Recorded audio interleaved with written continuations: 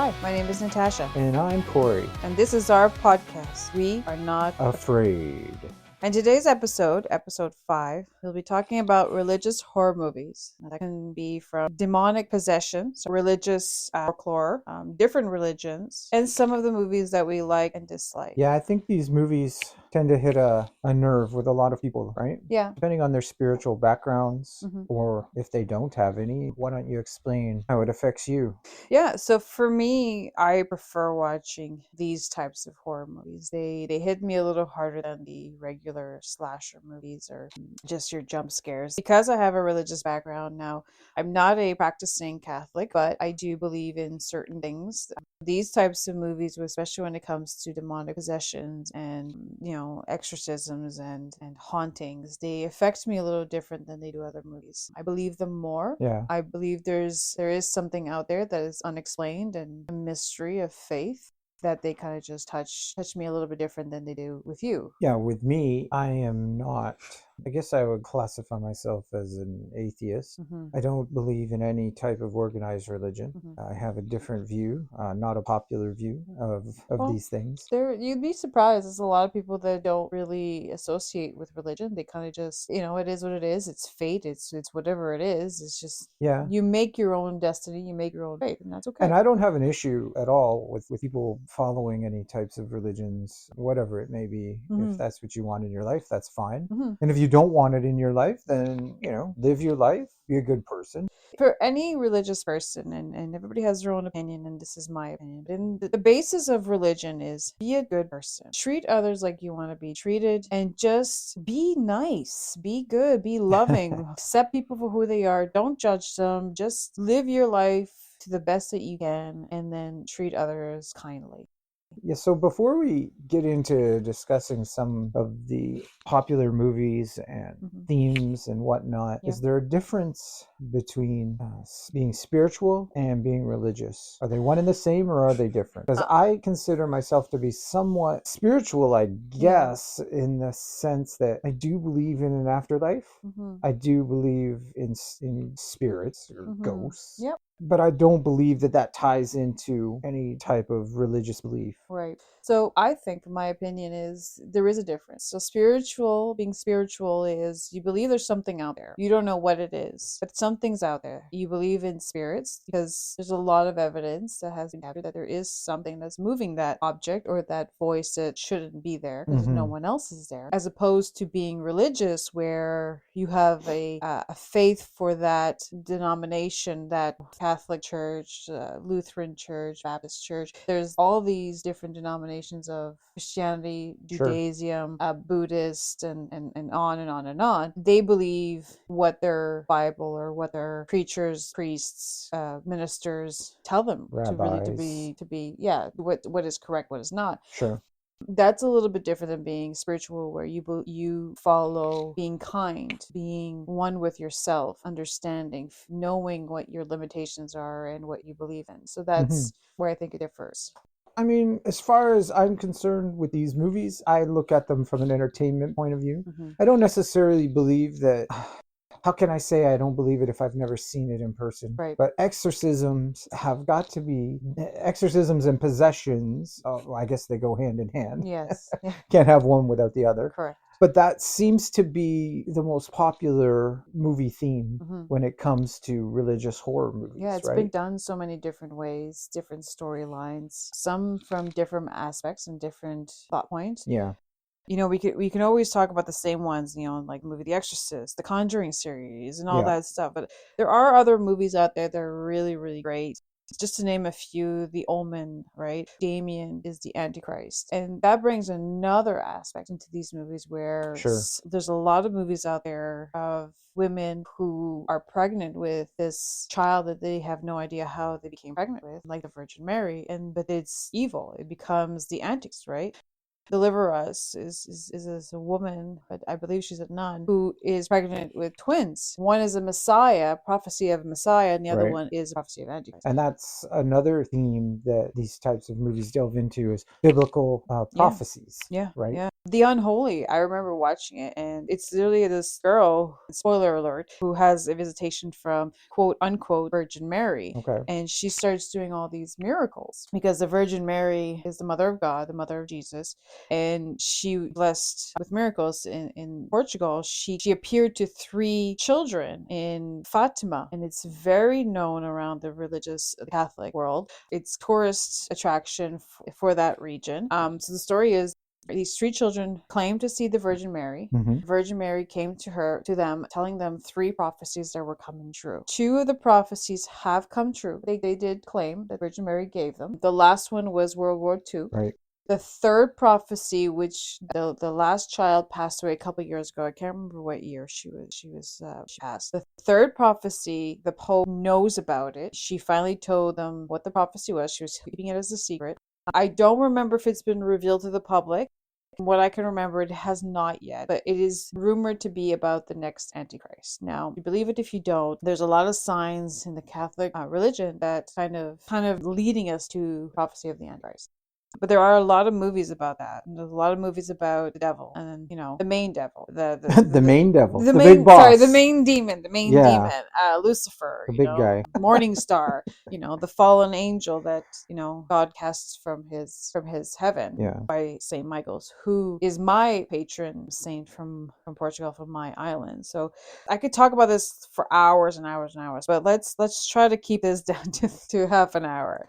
So there's one movie, you mentioned the devil, and I brought this movie up earlier to you. You said you haven't seen it, but I think you may have, and it's called End of Days. And it's a 1999 horror action film starring Arnold Schwarzenegger. I've seen it.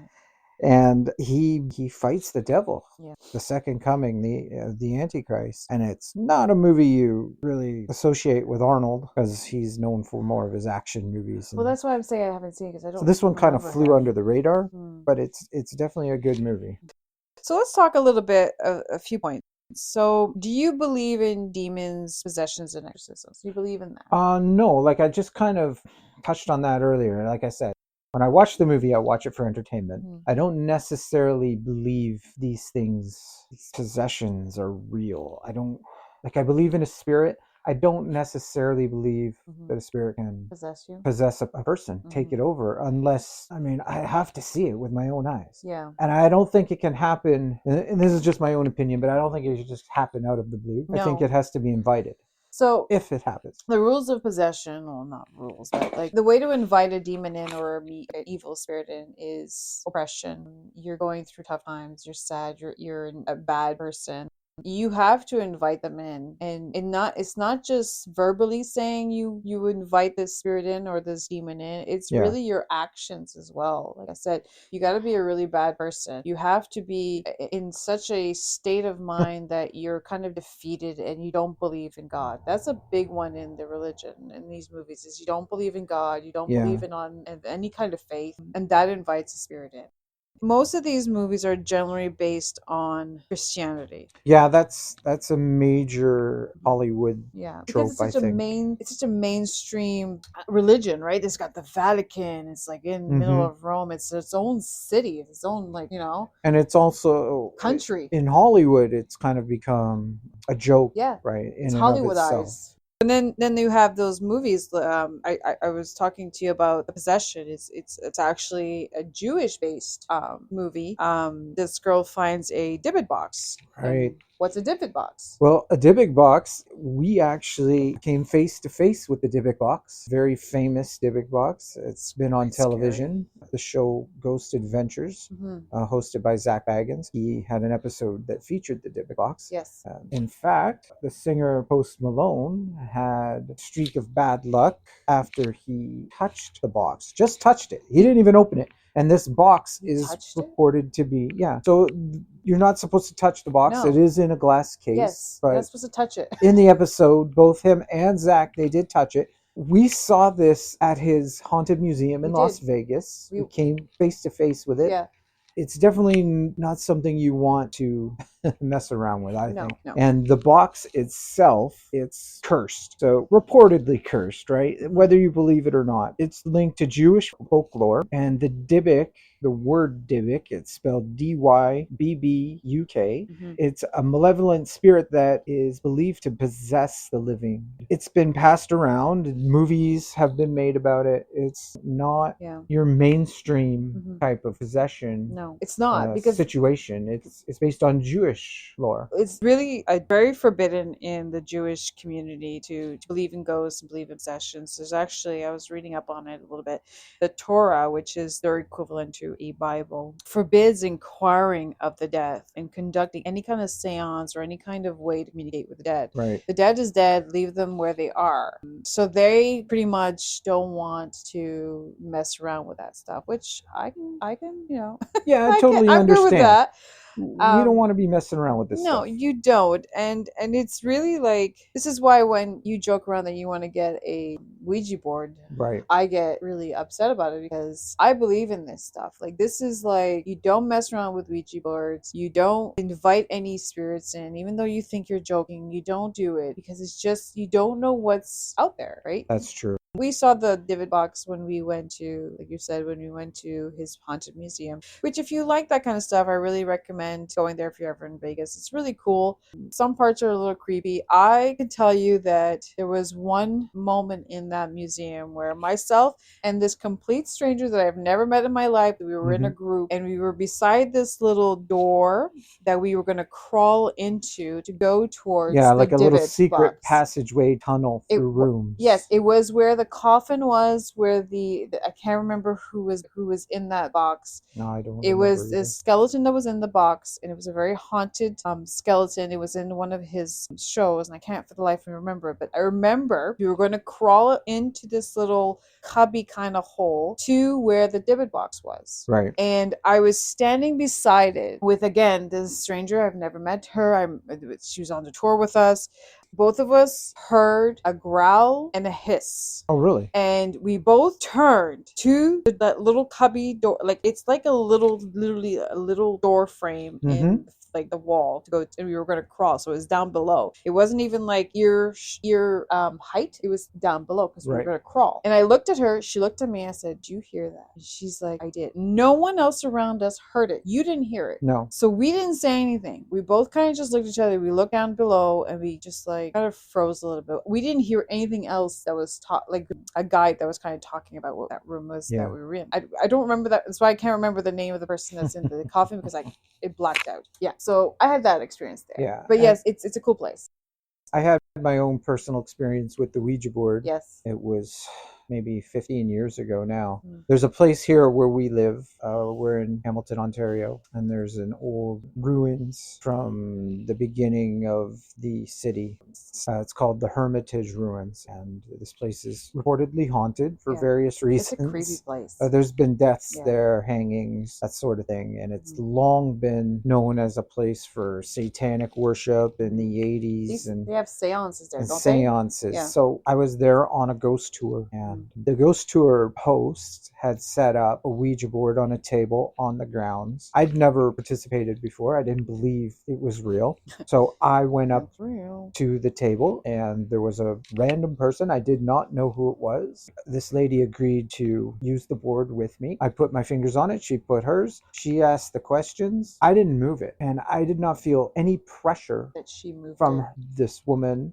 who was on the opposite side of me. I didn't feel any pressure whatsoever. And if you're pushing something, you can feel pressure. You can feel somebody else pushing it. Yes. Forward, or you're pulling, or they're pushing. You can feel it. Yes. I didn't feel a thing. And this thing moved, and it answered questions. So when we were done, I had an overwhelming feeling of panic.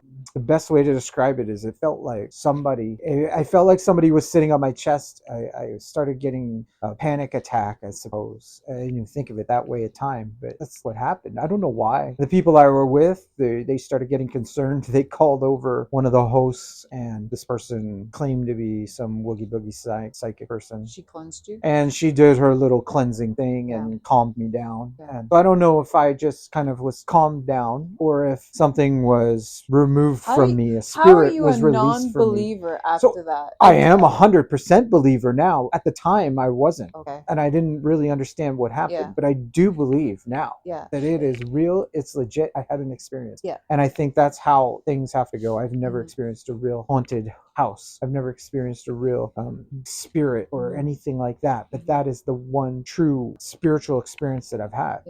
For me, I always hear and feel things. I don't know if it's just intuition or it's just me being paranoid or whatever it is. But the scariest one that I ever had was when my dad, who passed away about 10 years ago, he had his first heart attack. And the week leading to this, now it's on my Facebook, so it's cemented in internet world. The Friday before I got the call that my dad had a heart attack, I posted that I had been feeling someone beside me, shadows around me, seeing shadows around me all week, trying to get my attention. And I questioned it. Again, I didn't know that my dad had a heart attack yet. And I questioned it saying, I wonder if someone's trying to get my attention. This was at 9 something in the morning. Around 3 o'clock, I know, it's weird, right? 3 o'clock. We'll talk about 3 o'clock, yes. At 3 o'clock in the afternoon, I got a call from my mom that my dad is being rushed to the hospital because he just had a massive heart attack. Call it coincidence, call it whatever you want. But since then, every time my dad was rushed to the hospital, I felt the same feeling. For 2 years that he was in and out of the hospital to his heart, I kept seeing that. Until this day, I still see once in a while shadows, and I've told you this. Sometimes I see shadows, or I hear voices, or I hear sounds that shouldn't be there. Now, I don't know if I'm just having intuition or I'm just so open to it that it kind of just gets my attention right away. But I do feel things. I do sense when something's up. Like I've been to places that have like old homes, like museums and stuff. And sometimes I won't go into a certain room just because it doesn't feel right. There's something in there that's making me go, my intuition, my gut, which I try to listen to, is telling me do not go in there.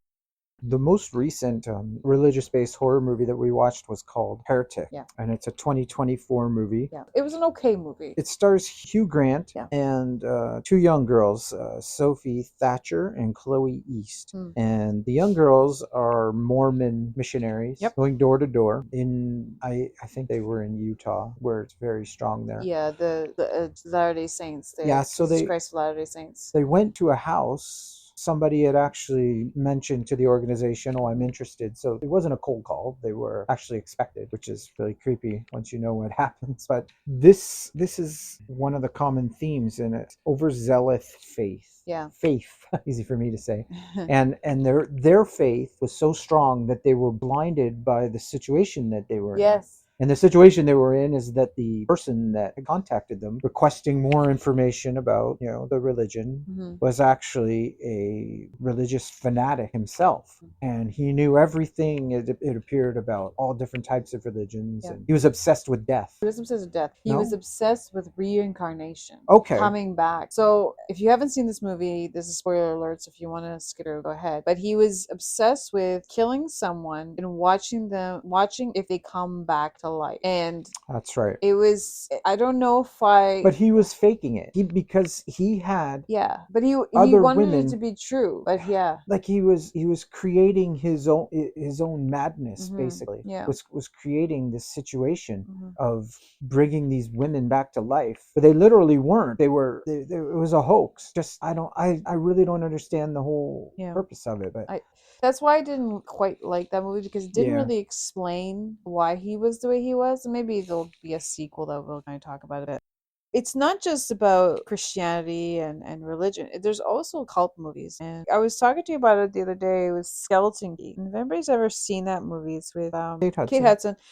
And it kind of goes into another type of religion, which is called hoodoo. Not voodoo, hoodoo. Hoodoo. Now, it's similar to voodoo, but it's a whole thing down in Louisiana, New Orleans area. When we went to New Orleans, we saw a shop that had all kinds of stuff about that. I was a little reluctant to go in, but I wanted to see about it. I wanted to broaden my understanding of other religions and beliefs. But this movie, if you haven't seen it, is really good. but again, spoiler alert, she kind of takes care of these older people. And you come to realize that in the end, these two older people are actually spirits that are from the slave times, and they're black slaves who, using their hoodoo magic, they have transposed their soul into other beings, and those other beings take on the older souls. So kind of like do a switcheroo, kind of like Face Off. You do a switcheroo, but they continuously live on forever and ever. It's again, it's what you believe and what you kind of like. Do you believe in magic? Yeah. That's Well, speaking of magic, that is another type of a religious horror theme: witches. Yes, witches. Witchcraft. Yes. Whether it's for good or whether it's for bad. Yep. A very popular movie based on witches is called The Craft from 1996. Love that movie. And love that movie. So it's about an outcast girl that gets sucked into a coven of witches that, they get out of control. They abuse their powers. Manon. They worship Manon. They worship Manon. That's their demon or their evil spirit that they're trying to invoke. Yeah, I remember that movie very well. So, witchcraft, there's movies about the jinn, yes, which is a demon based in Muslim or Arabic folklore. Yeah. So there's a lot out there. There's not just Catholic. Like if you really wanted to dive into all these like religious demonic possessions and evil spirits, there's so many movies out there. If you want to just read up on it, it's a lot. You can go into a rabbit hole in that. So most of these religions all come from paganism, right? Like our religion comes from pagans. Like Catholic comes from pagans. If you really want to like dive in, the Egyptians had a very solid religion that they worshipped many gods, and then at one point they switched to one god, which is the god of Ra, which is the sun god. And then it just kind of trickled down to, Jesus is born, the Messiah is born. And then that created the whole, Christianity. And then there's Jewish who didn't go the route of Christianity. They went another route. So it's all based on the same thing. And then you think about the Vikings and the Nordic people who had paganism. That's true. Like if you really think about it and you really kind of look at everything from a, outside, you're kind of looking in, it all kind of ties in. Everything is linked. You have the same gods, the same beliefs in just a different way. Yes, the Vikings and the pagans are a little bit more sacrifice the living for, the gods and all that, but it's kind of the same, just in a different way today. Religious cults are into sacrificing too. They are, yeah. So it's all about power. It's all about control. Yeah. Let's talk about our favorite religious-based horror movies. Do you have one? Like I've said before, The Rite is one of my favorites. Another one that I like was The Exorcism of God. It's a recent one. If you haven't seen it, I'm not going to spoil it, but it's really, really good. It really kind of ties into, do you believe in the devil? Do you believe in God? And is the devil really bad? Or is it just because we've made him look bad, right? So it makes you really kind of question that a little bit. For me, anyways, it really made me like, Well, Obi-Wan Kenobi did say it's from a certain point of view. Everything ties to Star Wars. Everything ties to Star Wars. What do you have a favorite? I know you don't really like. I don't really have a favorite, but there's one that I didn't really think about until today that I really enjoy this movie, and I love the concept of this movie because it invokes fear and such. I'm intrigued. A realistic way, the movie Devil. Yes. So a group of people are stuck on a broken elevator. Freaking elevators. And someone on that elevator is the devil. Yes. And someone on that elevator is killing people. Yeah. In the elevator. In the elevator. And no one knows who it is. They're all accusing each other. Everyone's getting paranoid and panic ensues. And in the end, you find out who it is. It may or may not have been who you expected, because the devil can be anybody. Anybody. He can possess anyone. Yeah. He's like he's top dog. He can possess whoever he wants. Well, if you believe. Right. It's if you believe. Listen, you believe what you believe in. We don't judge. The premises of religion, again, like I said this at the beginning, is be good to one another. Be a good person. Love who you want to love. And that's it. And if you believe in a certain religion, then you do. And it is what it is. So that's why I like these types of movies. Yeah. It makes me... And I do like them too. I do find them entertaining. And I will continue to watch, even if I don't remember it in the future. Because they all do seem to just blend in together. I was like, we watched this. No, we didn't. I'm like, yes, we did. Well, I might have to watch it again to find out. And I'm okay with that. Next week, we're going to talk about 6 pillars of a horror movie. Yeah. So we're just going to kind of break down what makes a perfect horror movie. Maybe by the end of it, we'll say what we would do it. What kind of movie we would do. Movie? Yeah. How we would make a movie? Yeah. Or how we would make demonic or real? Either or. Oh, okay. We'll see. We'll see We'll how it goes. figure it out as we go. All right, everyone. Thank you so much Thank for you so listening. much. Remember to like, subscribe, and share our podcast. And we'll see you guys next week. All right. Peace out. Thank you. Bye, Bye-bye. guys. We are not afraid, we won't turn away. Bring on the nightmares, we love to play. Bring on the nightmares, we love to play.